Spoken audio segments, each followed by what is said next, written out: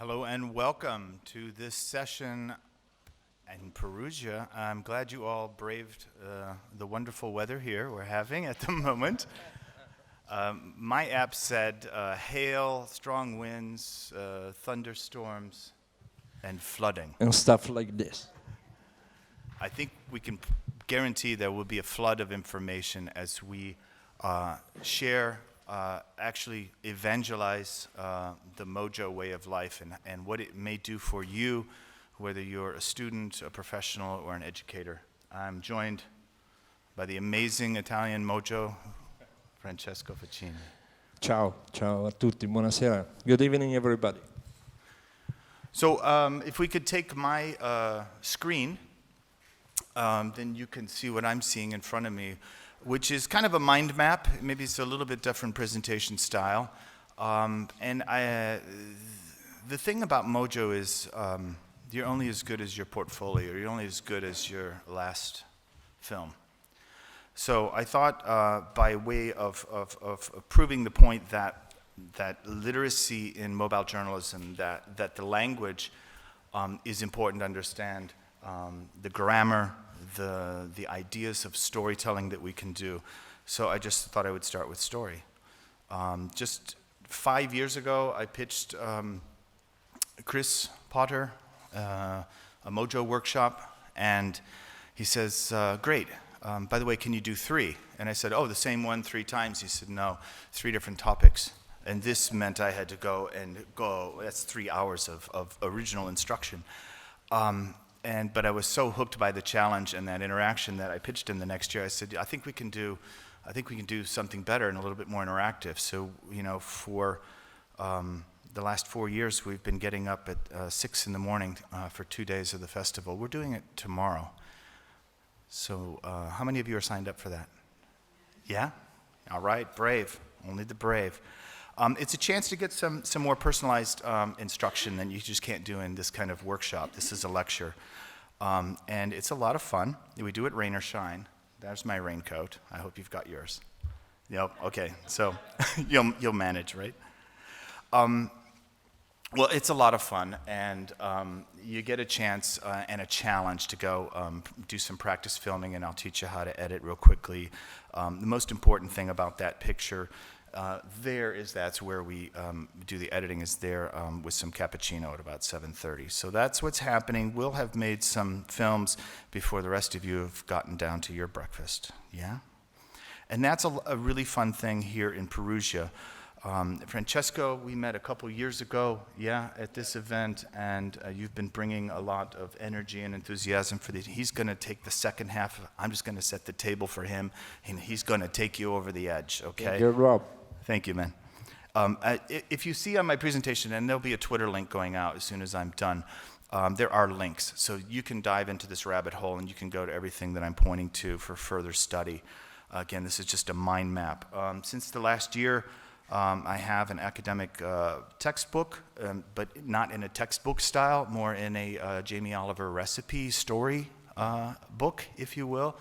10 types of video stories you can make with your phone. It's got 30 videos as well as a companion website, so it never goes out of date because it's teaching technique. And I don't mean the German word of technique, which ends in a K. I mean the French one, Q-U-E, the art, yeah? The art and craft.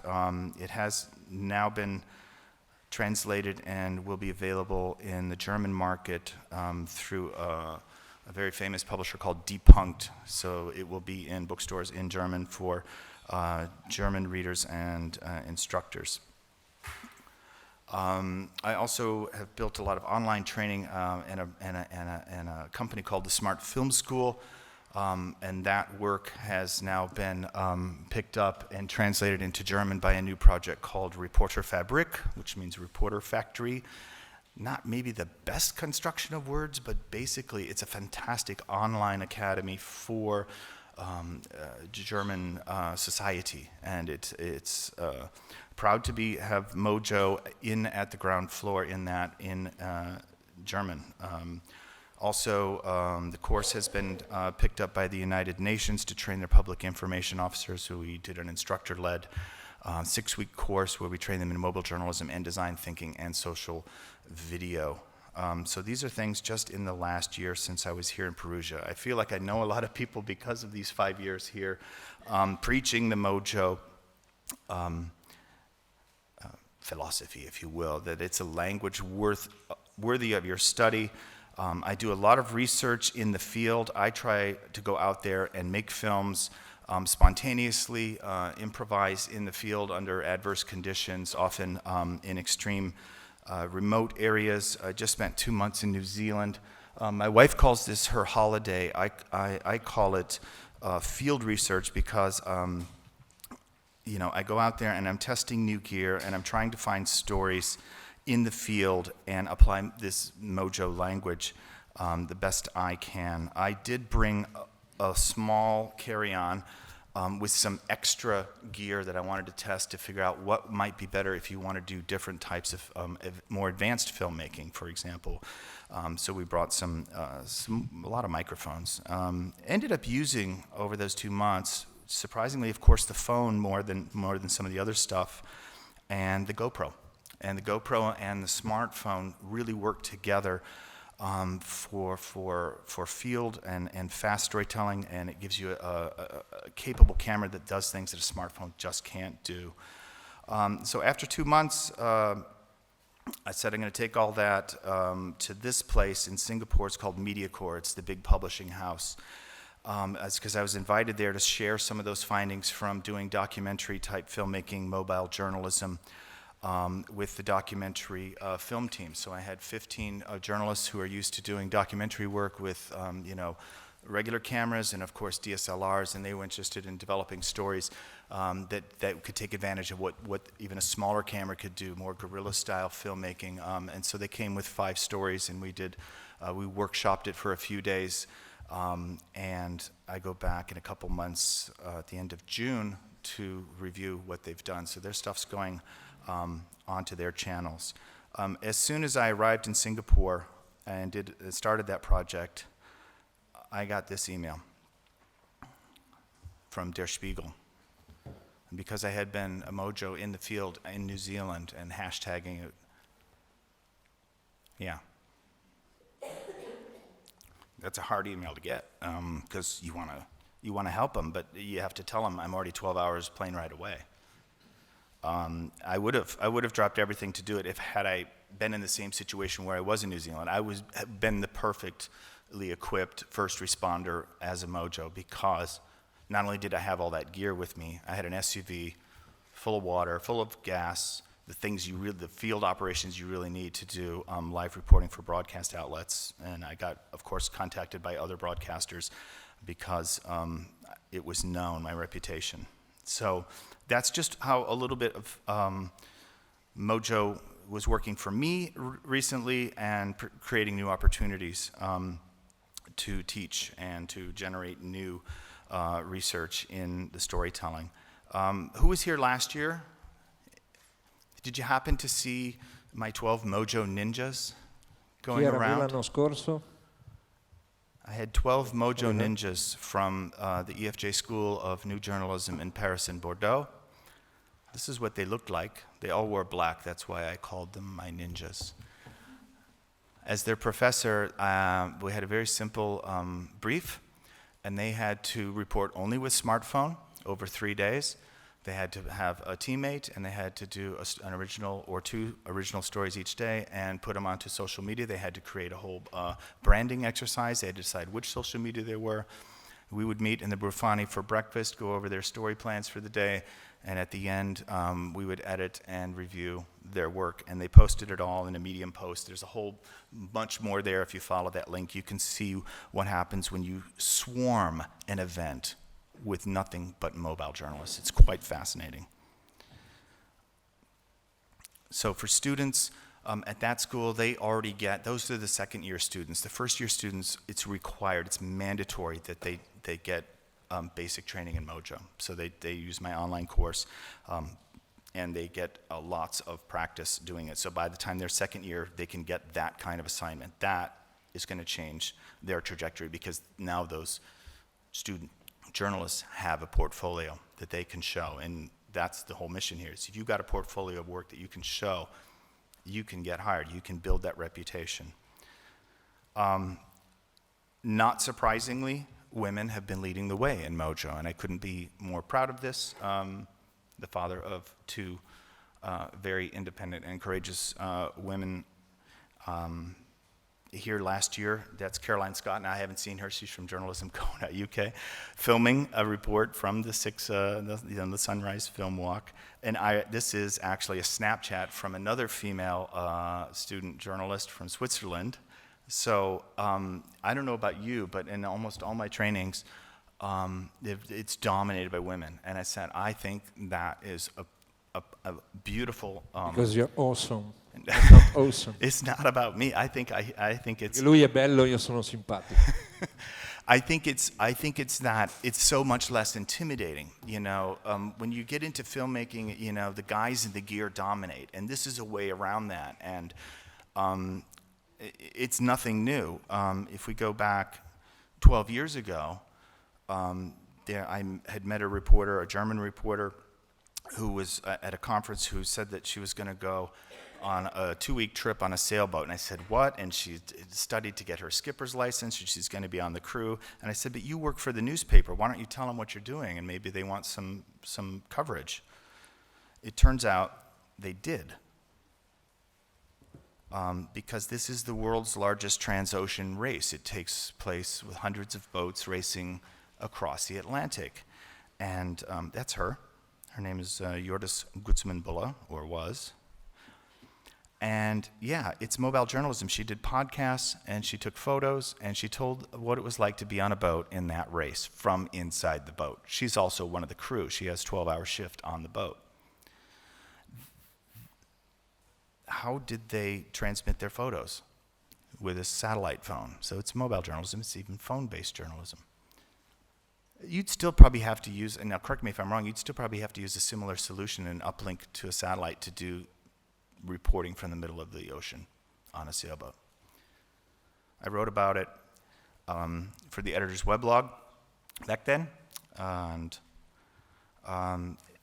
you could say that Mojo kickstarted my career. It kickstarted our career, because a few years later we got married.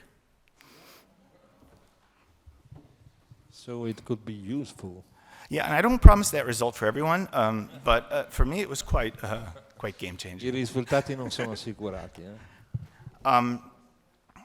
Women in Mojo is a trend that is accelerating. I just got contacted by one IFRA that's wanting to bring the Smart Film School certificate courses to groups of women. We're going to train 50 at a time as part of the Women in News project with one IFRA. So that is beginning.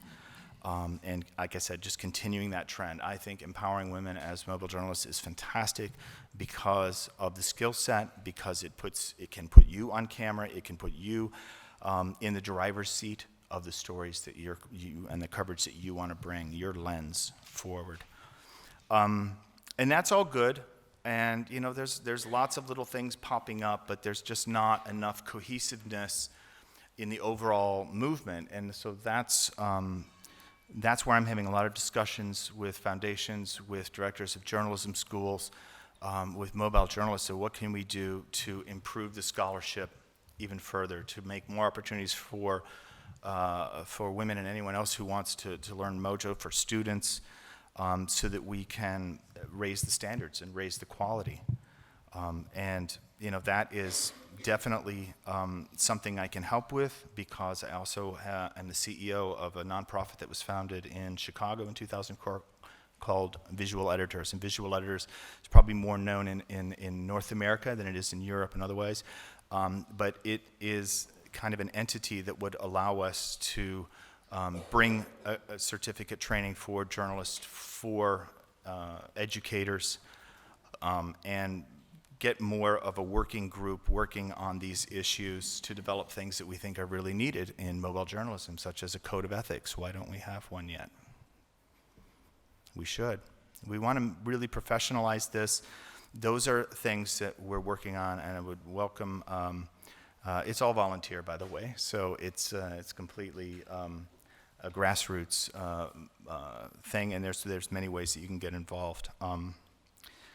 Because getting recognition for work is a driver of getting excellence in journalism. We know that journalists love to enter contests. How many of you are award-winning journalists? Chi lavora Come come on, you're an giornalista award. già? How many of you use that line on your LinkedIn resume, on your LinkedIn profile? Award-winning or multi-award-winning journalist. Why not award-winning filmmaker? Wouldn't that be impressive on your application? So now I stopped entering journalism contests about 14 years ago. I'm a newspaper guy from Chicago. We used to enter graphics journalism, design, new product design and really investigative stories that were well designed. So I retired from that in 2005, but last year I said, you know what, some of these films that I'm making for the workshops and for the online courses, they actually probably could see another audience. And so I entered some film contests. Here's one that I shot in Helsinki while running a workshop. Again, this is a story that came about at Sunrise. So if you're not signed up for the Sunrise Film Workshop, you may want to, because you may come away with an award-winning film. This was shot and edited on mobile.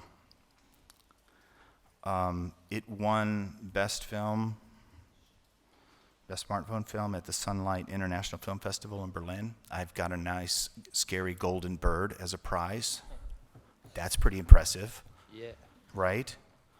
Another one of my films called Sophie Sutton, which is a story of a Welsh busker trying to make it big in Berlin, won in Hollywood. It wasn't even a smartphone category. This is a documentary film festival in Los Angeles. I had to get a DCP print, exhibition print made of my mobile film. So these kinds of things are happening. Okay, it happened for me. What I want to do is make it happen for you. And that's why we're doing this project with visual editors, to bring those opportunities for student journalists and any pros who think that they're good enough to compete with the student journalists in something called the Mobile Journalism Awards. #Mojo Awards.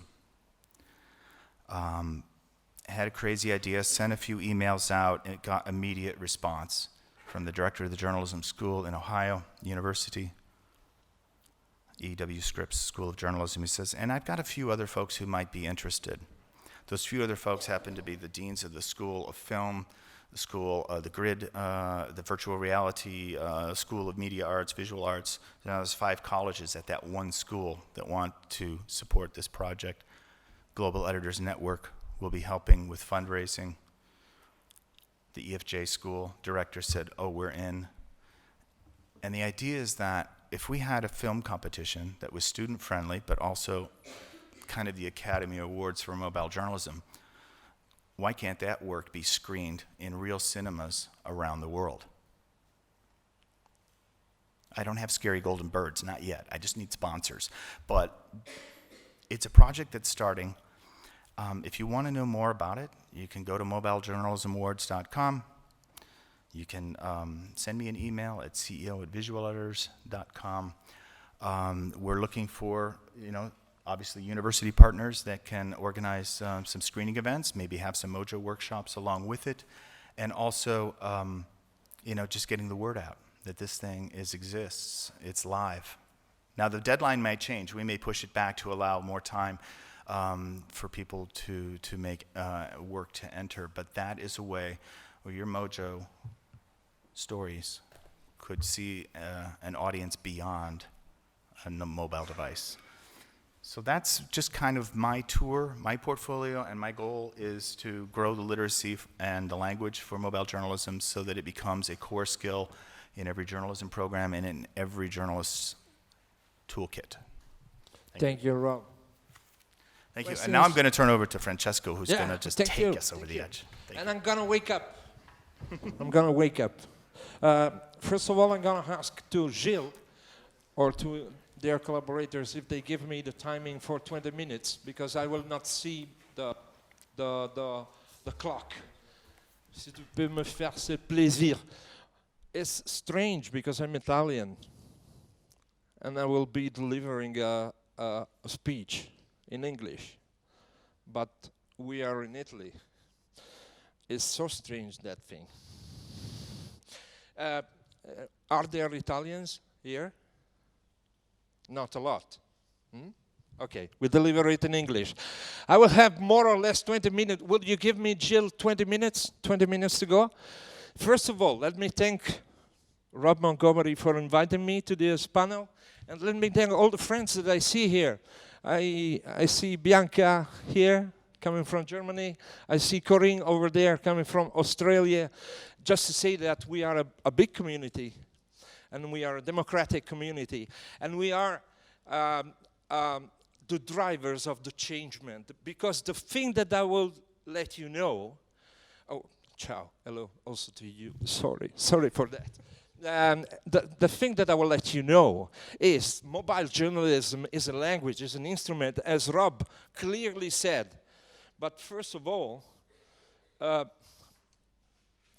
can Mojo kickstart your career? The answer is absolutely yes, because it's an instrument, but it's only a part of the thing that you could develop in your career as a journalist, as a professional content producer. Because the other part is that there are many operations that you could develop. First of all, sorry for my awful, if someone do not understand me, I will translate in Italian. But first of all, I would say that there are many operations that you could do with your smartphone to develop your career if you are an individual or if you want to develop a media business. Please. Lei è la più importante di tutti, comunque ve lo dico. Ciao, buonasera, benvenuta. The brand called me, first of all, because the first thing we should consider is that if you want to have a career in the Mojo business, you have to transform yourself in a brand. This is me. This is my career. If you go to my Twitter account at Frafacchini, you could find the slides and follow the slides. I don't know if the link is open or not, but I will give you the permission if it's not opened. But the thing that is clear is that everything that I should say, I should share. I want to share with you, okay? So we're gonna make the run because the most important thing is the brand called you. You have to develop a brand because you have, first of all, or kicking off your career, first of all, establish an editorial project and establish that you are a brand in some peculiar fields. To go up from the noise of internet. Internet is a big noise, big noise, big noise. Everything is equal to the other. And many medias are cut and copy and paste. They seem to be made in the same way, having the same road to deliver the news, and having all the things written, viewed, recorded, printed, post-produced in the same way.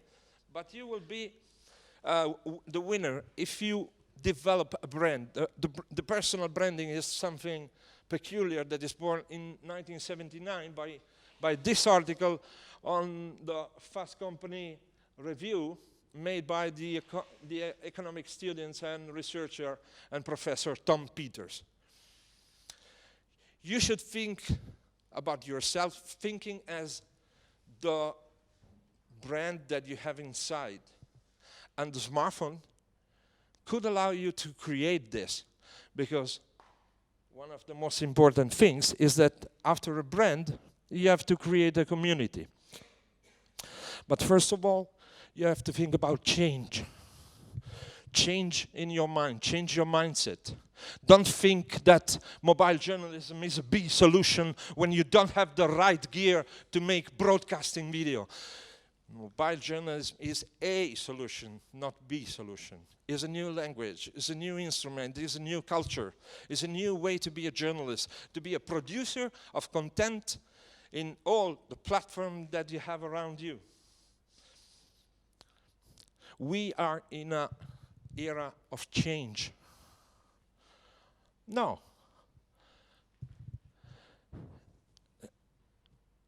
We are changing an age. We are changing an age, and we have to change the behaviors.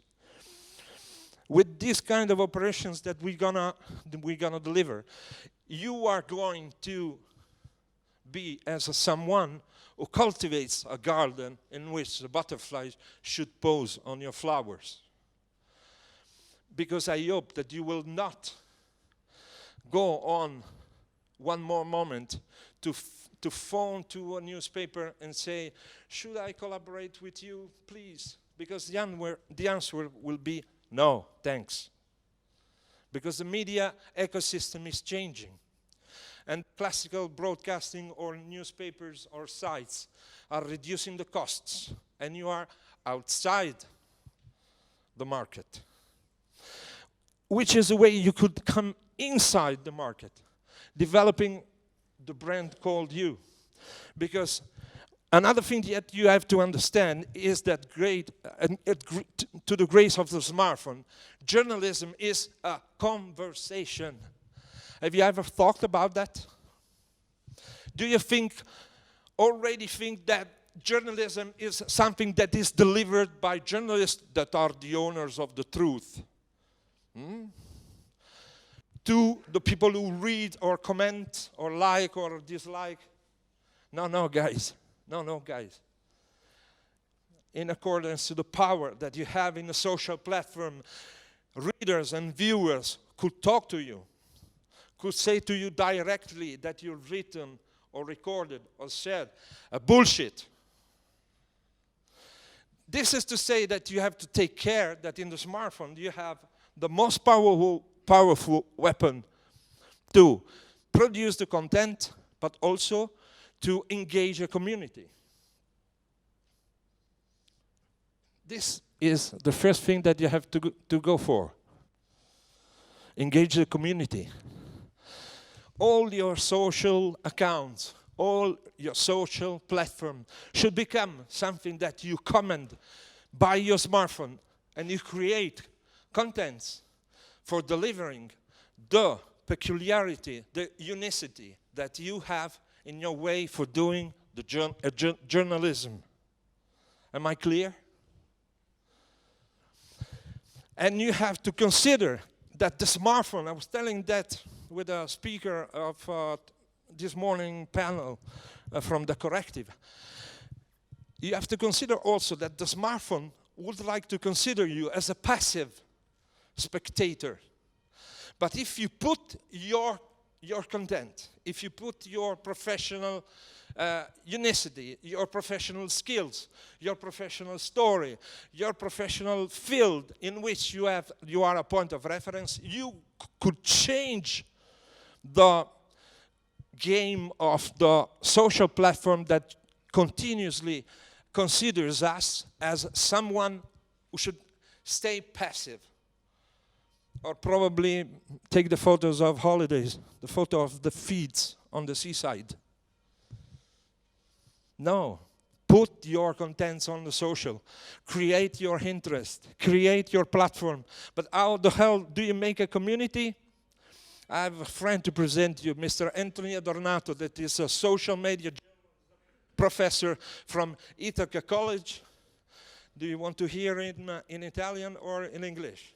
Italian or English? English, okay. Sorry, but the first part is in Italian because this guy is from Calabria. Sono Anthony Adornato, un professore di giornalismo qui negli Stati Uniti. But in the second part, there is a part in English. Mi ha chiesto di parlare di come i giornalisti possono usare i social media per creare una comunità che li seguono. Quindi allora parlerò un po' in italiano e poi in inglese. Come spiego nel mio libro, si chiama Mobile and Social Media Journalism, A Practical Guide. Io ritengo che oggi giornalismo sia una conversazione, no? Tra noi e gli utenti dei social media. Anni fa un giornalista doveva lavorare per una testata, un telegiornale, per sviluppare, creare un pubblico che seguiva il suo reportage. Quindi vi propongo 3 modi tramite cui un giornalista può farlo adesso, anche se, infatti, anche se non lavora per una testata. Per fortuna ora abbiamo gli strumenti, no? Per raggiungere il pubblico direttamente. Quindi i 3 modi sono attività sulle piattaforme sociali, il mantenimento di un blog e il reportage regionale. Okay, we go on because we don't have enough time. You will see, you go on my Twitter account and you will go to the link and have the complete listening on this discussion of Anthony Adornato. That will be a part in English. The second part, it will do again is discussion in English. So you have to create a social media project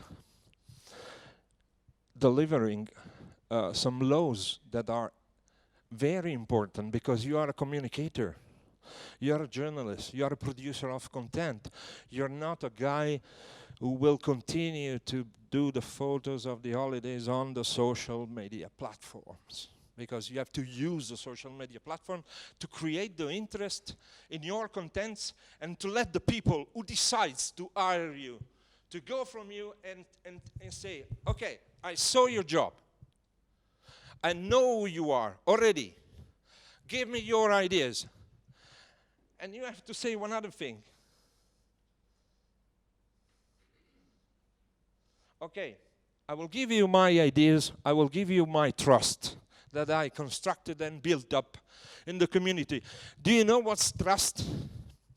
It's the next money with which you will be paid in your life.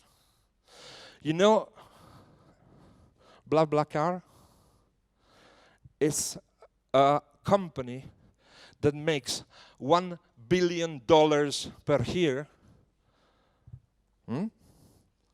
of incomes only because of trust. Because with trust, you are a good driver or not a good driver. You are a good passenger or not a good passenger. Your money will be trust. And you will have the possibility to stop with this sentence. Rob, how many times have you said, excuse me, can I collaborate with your smartphone, with your newspaper? Many times. And the answer, yes, we will see.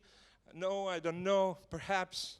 We were running as a journalist in a different time, but they are running in a time in which every time the answer is no, thanks.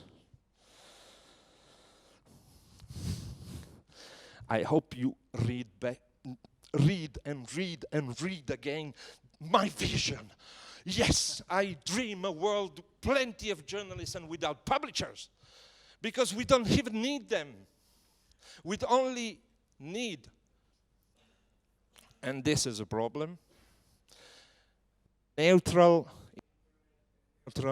social platform, and this is a big problem. But if we continue to deliver our content and our professionality and our unicity on these platforms, we will gain the interest of the people that is around us, that will came to us and say, hey man, I want you. I want your contents. I want your stuff.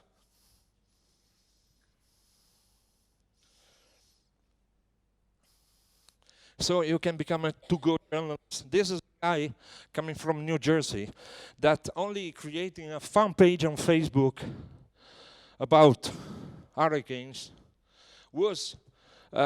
became a social and offline and broadcasting point of reference about weather forecast for many national outlets in US. And these are the examples of Italian to-go journalists. But you know what's the number, the real good number? 1,000 people. Do you think it's a huge number? Oh, if you count on your social accounts, there are already 1,000 people that follow you. And this is the number.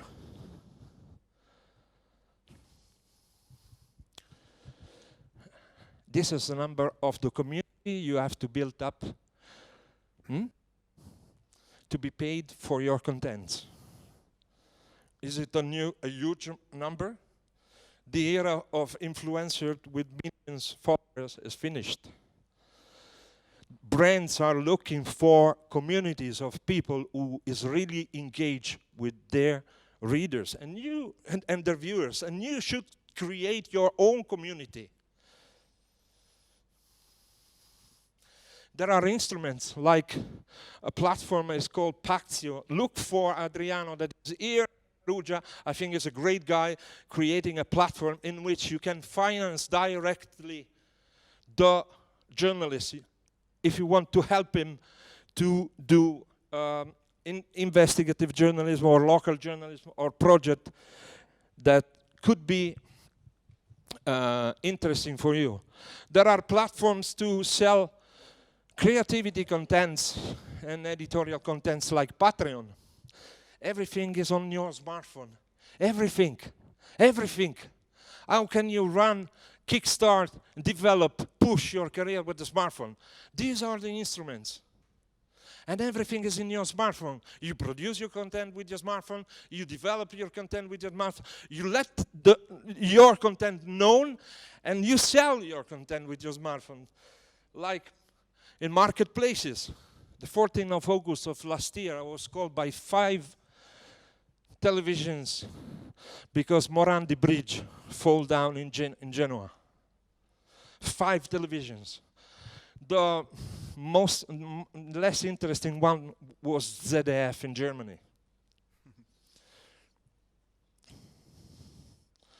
Or you can follow with new media businesses that are developing.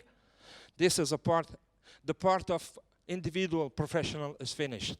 If you want to create a media business, remember that the smartphone is a driver of interaction between you and the community you serve. You could create your hyper-local media system and media business with your smartphone. Isn't enough? Do you want something more? Blockchain journalism. The Civil Foundation that is working also, I think, on an application, but it's a foundation that follows the blockchain journalism, allowing the creation of newsrooms that are well trusted because of the blockchain technology there.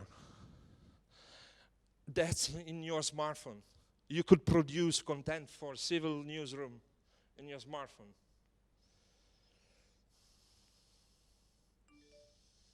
So, the last question is, Rob, what are we waiting for? Are we going to work on it? Okay? That's it, I finished. Thank you very much for listening to me. Thank you.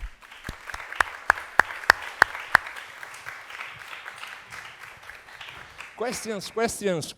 If you got questions, we got a quarter of an hour to we wanted to talk.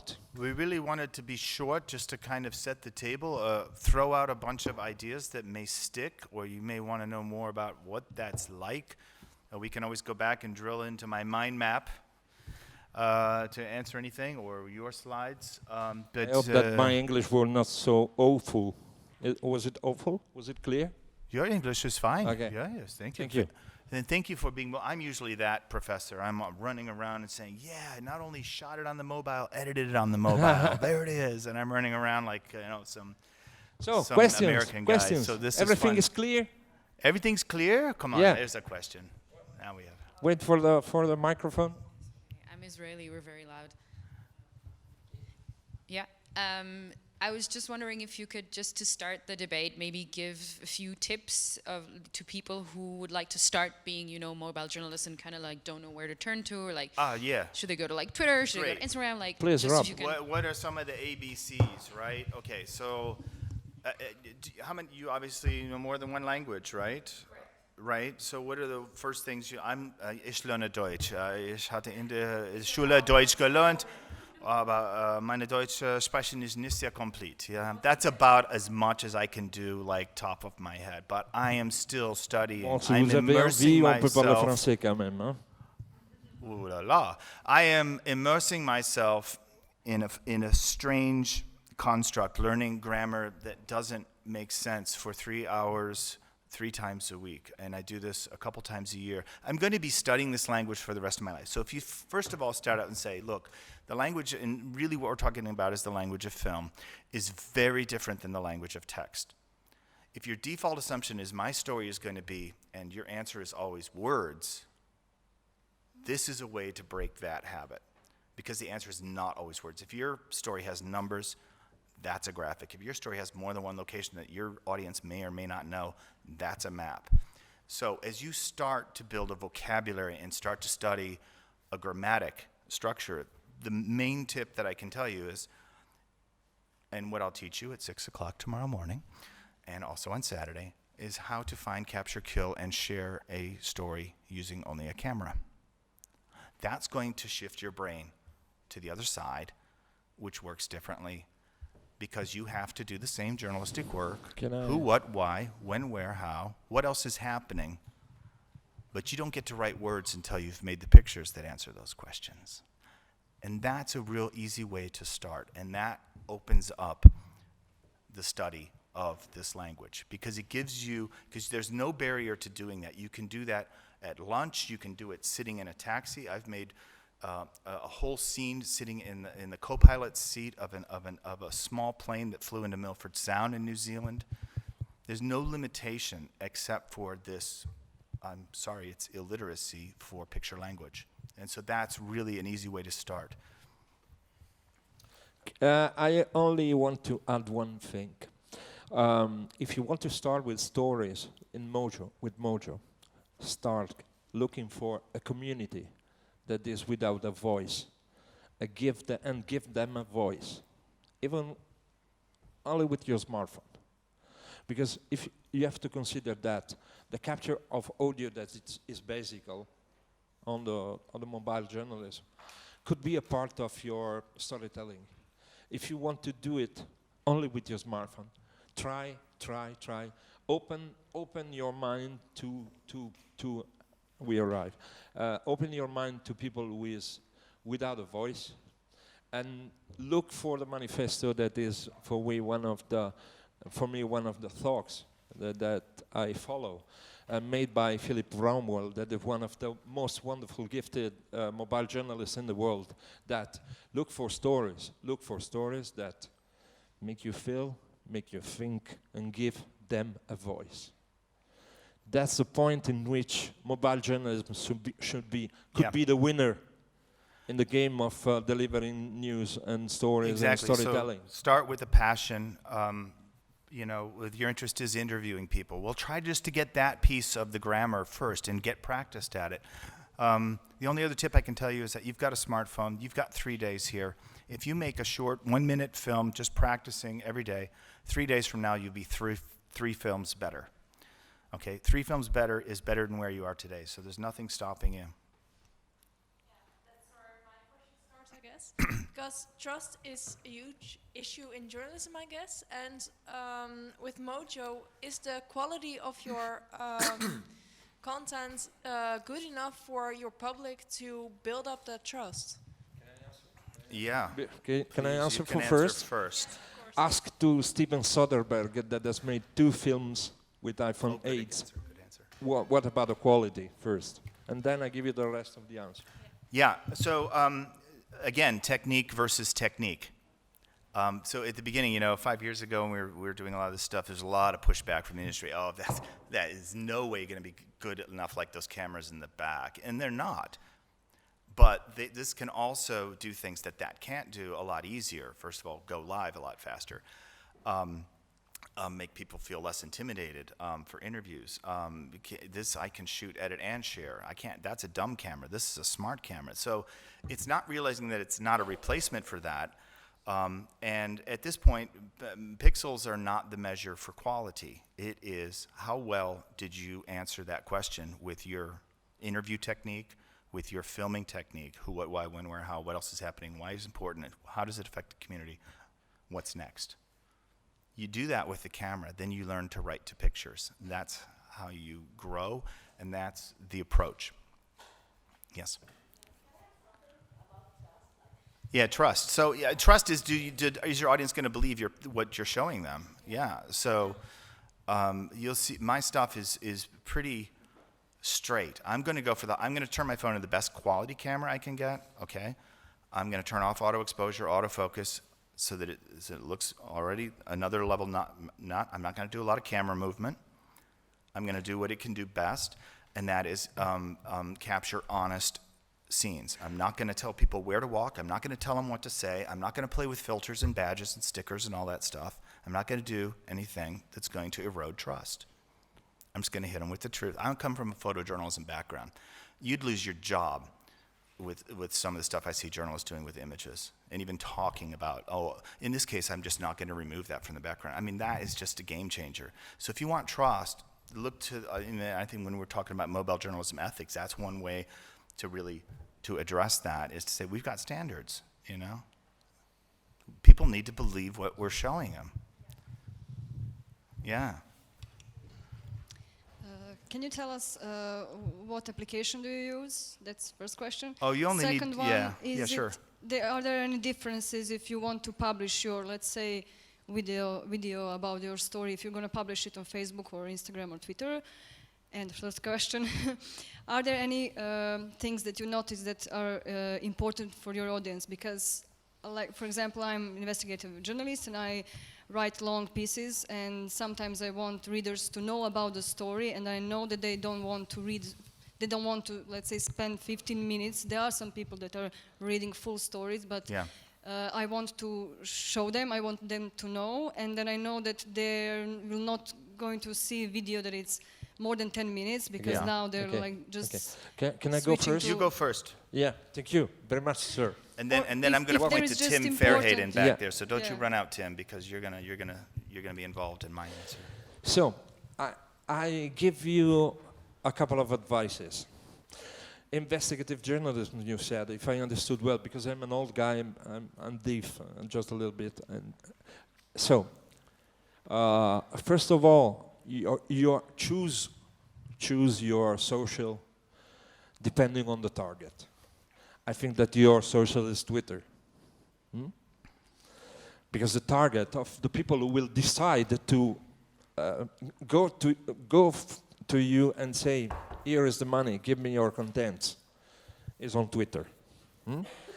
But basically, in this kind of project, you have to do two things. One,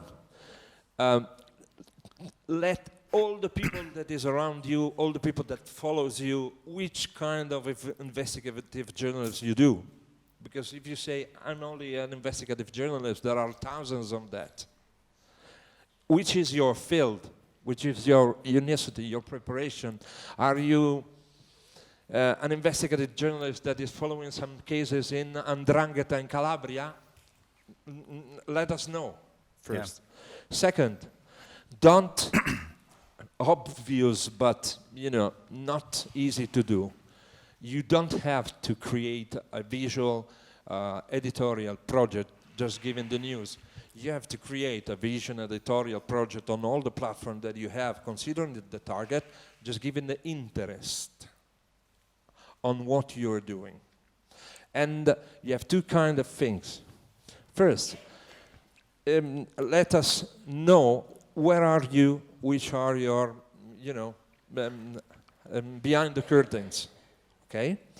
And second, let us know who do you meet for 30 seconds video. And if you have to sell a content, just prepare the teaser and organize your job while you're on the field, preparing a teaser of 1 minute that should be demonstrated to the people who will buy, but be sure that first only 1 minute that you give them should be the most astonishing minute of the life of the people that will buy your content. That's it. It explains well Mike Castellucci on my YouTube channel, if you find it out. I made an interview with Professor Mike Castellucci, that is a multi-award winning of Emmys. Yeah, former TV guy. He's now a professor at Michigan State University. Professor in Michigan State and so on. he refers clearly what do you have to do with that absolutely astonishing only minute that you deliver to the people who will decide to buy your content. Yeah. So, it was interesting to watch Tim Verheyden from Belgium Public Television. I invited him to join here because I might call him out. There might have been a question.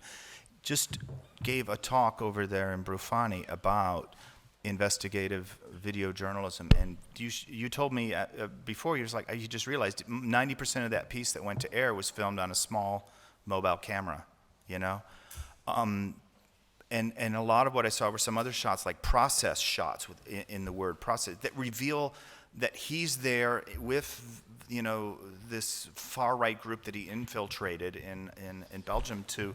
So those moments, those second camera that show the inside out, whether, that is really important to build trust and believability to credibility is the word I was looking for there. Tim, do you have anything to add to that? Because you just did that. He's an investigative filmmaker from Belgium, one of the world's best. Yeah. Just want to add that I'm a journalist for now about 22 years, and sometimes I film on my own, but this was the first story. As you said, it was an investigative, reportive journalism thing. I followed, I'm not going to tell the whole story, but I followed an alt-right group in Belgium. I joined them, and immediately I was feeling like we always work with this big camera crew, sound engineer, cameraman. I was like, this is not the way to do it. I have no experience in filming. I'm a journalist. I write text, I host on TV. But all of a sudden it was me and my small camera.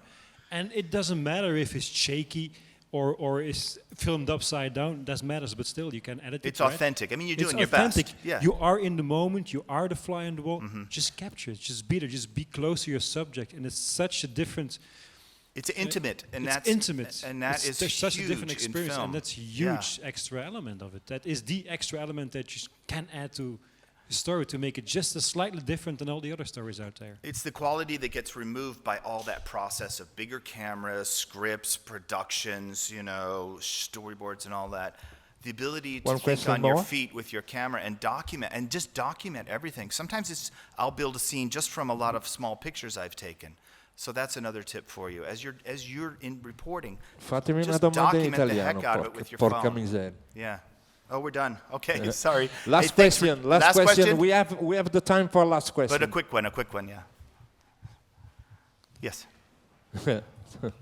Sorry, I just asked about the application. Oh, the applications. You only need 2 apps if you're going to do professional work. One is a camera app. Filmic Pro is the best, especially here in Europe, because you can eliminate the light flicker, and if you want your footage to go on television, it can be broadcast ready in a lot easier fashion. You can get manual control, which all those things add up. The other is if you want to do a professional multi-track video editing, like I showed you here, is Luma Fusion by a company called Luma Touch. You can get both those apps for probably less than 50 euros.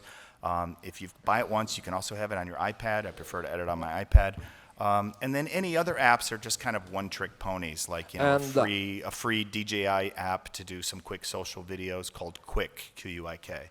And that's all you need. Once you start adding more apps, you add more complexity. You start getting away from story finding. I don't talk about storytelling as much as I talk about story finding. So thank you very much. Yeah, I only want to add 2 couple of things. That is, we are waiting for the incoming of Premiere Rush in the world of Android, and then we will have a multi-track also made by Adobe to edit, also cross-platform. And if you are on the world Android, just use KineMaster. That is one of the most interesting multi-track layer. Be aware, the apps that I were mentioning do not have subscription fees. In the Android world, you get into KineMaster and Power Director, it's going to be costly over the year. There is a free app called Vlogit on Android that can help you do cut professional-looking video. But the Quick app is the way to get started. It's Quick by GoPro. That's what we'll be using in the Sunrise Film Walk tomorrow. Thanks, guys. Thank you very much for your passion. Thank you.